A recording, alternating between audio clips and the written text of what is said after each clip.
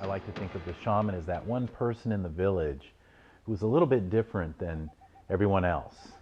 You know, they could see things, figure things out, uh, get ideas, get, dialogue with nature, get information even from perhaps the non-physical worlds, and use that to improve the quality of life of the village. So the first shaman might have been the person who figured out how to keep the fire burning in the cave to keep her children warm. And then maybe the person who figured out the animal migration patterns for the hunt, or the cycles of the seasons when we became agrarian. And then became the herbologists and the bone setters and the storytellers and the myth makers, the entrepreneurs, the inventors. And it grows with the sophistication of the society. So today there's still shamans being born all over the place. Why would that have ever stopped? And it's those kids that, today maybe we label them as ADHD, or, we give them Ritalin, or, it's that one odd kid who just can't seem to conform, who's at in a whole different place. And it used to be that was recognized early on, and it was recognized as a very special gift. And they would actually take that child and begin to hone those gifts and begin to train them and really honor and really make them essentially the most valuable person in the village. Because through those gifts they could see what was coming. They could see what the weather was going to be like. Should they move the village? Should they do a rain dance? Was there, some resources over the other ridge that they could use? And the shaman would be able to have a vision of where it was. So the only difference between today and historically what we would consider to be the shaman is essentially recognizing it. Again, there's many different ways that it can be expressed. So it's not so much what you do, it's who you are. But let's say it's a particular person who might be considered a healer. They might have a gift, a natural gift of being able to send healing energy to somebody.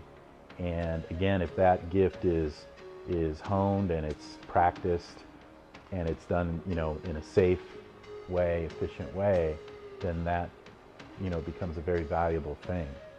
But it could also just be the visionary, the one who comes up with new ideas, new things. So it's really across the board. Essentially, that person is born with a heightened, capability to engage with these, forces of nature, right? Or, physical and non-physical. But to somehow be able to channel that, somehow be able to express it, be able to access it and engage with it. And as a result, that person, is then considered, a shaman. And keep in mind that that's one word from one language. The word shaman comes from the Siberian language. And virtually every culture on the planet, including our modern cultures, if you go back far enough, they have their own name and their own language for this person, this medicine person, this visionary.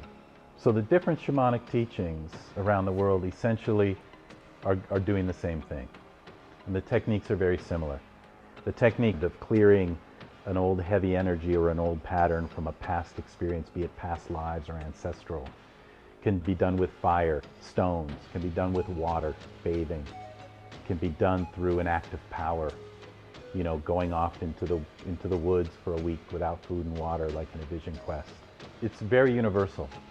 Essentially, they're all out there. Now, again, some are more comprehensive than others. So for example, what I learned from the Karo addresses these, not only your own past, but ancestral threads, where your ancestors' struggles from the 11th century are still affecting you today. And we clear those as well. And I know of a few others that address that very effectively, that we still know about. You got to remember that a lot of these shamanic traditions were destroyed, were hidden away at best, but much of them completely lost when the Western myth, the Western paradigm was spread. which essentially gave the power of all healing and all ceremony and ritual to a select group, a religion, for example. Psychic abilities would be one aspect of what a shaman's doing or capable of doing. Shamans might call that tracking as well. But it's the ability to see either ahead in time or back in time, see through the veil of our ordinary reality and get information and be able to bring that back. What's important, though, is that it's not just bringing back the information. The shaman then asks, what do we do with it? What can, if we pick up a psychic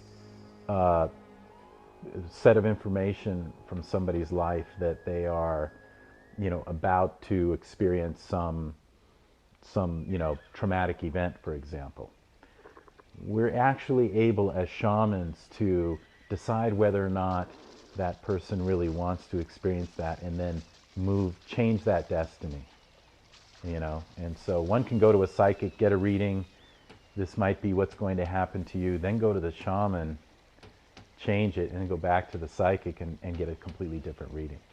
I've seen that happen. But typically the shaman is capable of that as well. Typically we're capable of tracking. So it's widely believed that religion is built upon the foundation of shamanism. So shamanism is just a very natural, organic relationship with nature and how it works, both physical and non-physical.